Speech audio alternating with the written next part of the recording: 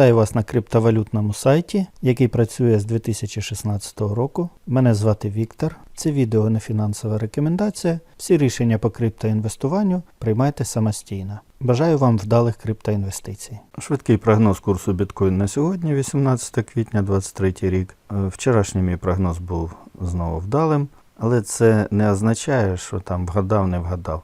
Більш важливо те, що біткоін закріпився в цій платформі. Принаймні для мене це важливо.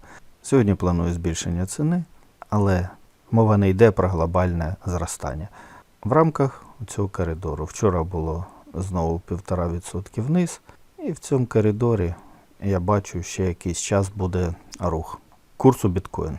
За поясненням, йдемо на денний графік. Бачите, вчорашній мій прогноз, що я бачив зниження до цієї лінії, але я бачив поступовий рух, а він завчора його зробив.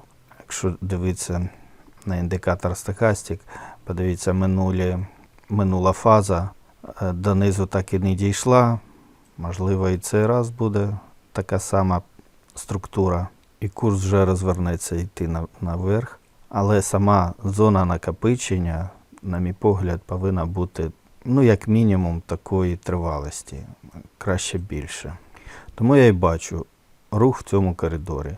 Ви можете заходити на цей сервіс TradingView. У мене тут є аккаунт, є там посилання.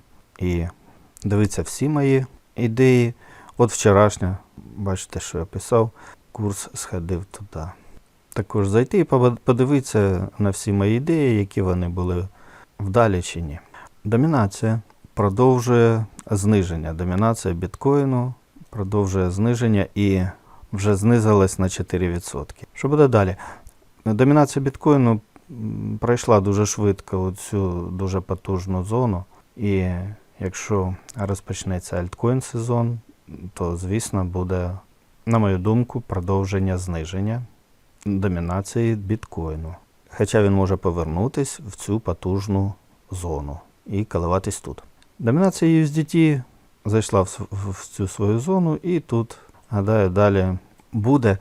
А якщо альткоін сезон буде потужний, то продовжиться зниження домінації біткоїну, і гроші будуть переливатися активніше в альткоїни.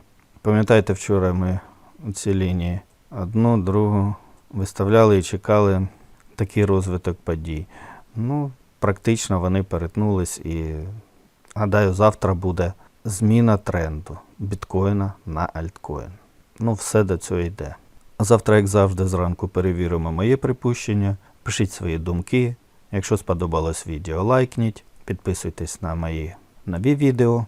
На завершення головний прогноз на 2023 рік. Російську Федерацію буде знищено.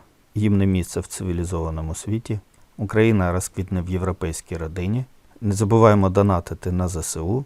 З вами був Віктор. До зустрічі.